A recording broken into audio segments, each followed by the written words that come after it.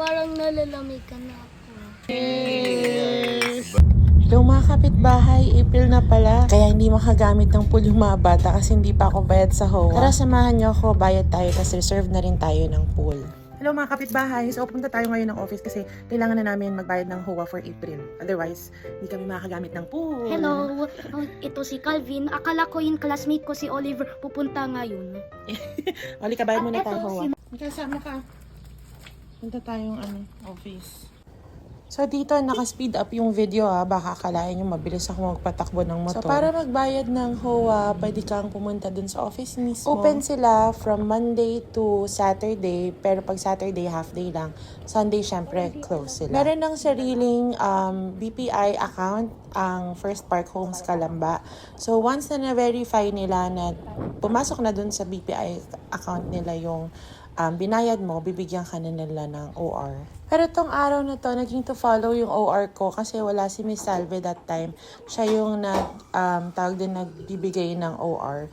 Naka-lunch break na kasi ata siya nun. Pero inalaw na nila kami agad na mag-reserve ng pool. Kung gusto niyo malaman yung full details ng tungkol sa paggamit ng First Park Homes Calamba swimming pool, meron akong video for that. Makikita nyo siya dito sa TikTok account ko. So, ito yung actual documents na fill upan mo kapag magpapareserve ka ng pool. So, syempre, ilalagay mo kung sino-sino yung gagamit, yung name, yung age, nung mga mismong homeowners na gagamit ng swimming pool for free. Again, up to 4 yon na homeowners ang pwedeng gumamit ng amenity na to for free.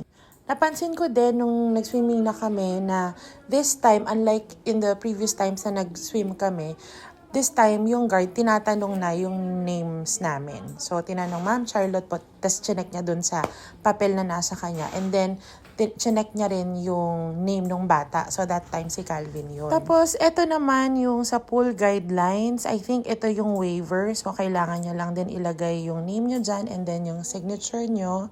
Make sure na basahin nyo yan. Kapag meron naman kayong kasamang bata, meron ding swimming pool, parental or parents' consent na kailangan fill upan. So, kung gusto nyo mabasa, i-pause nyo na lang tong video and i-screenshot nyo. So, dito ilalagay nyo ulit yung name signature, tsaka yung name ng mga anak nyo or kung sino man yung makasama nyong bata, pati na rin yung age nila. Syempre, bibigay mo na yan dun sa representative sa office.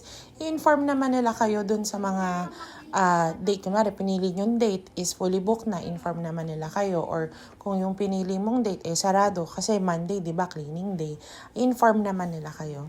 Tapos ayun, so pag nag-swimming na kayo, make sure na lang na syempre all geared up. And may guidelines naman dun sa mismong pool area natin na pwedeng sundin din naman natin.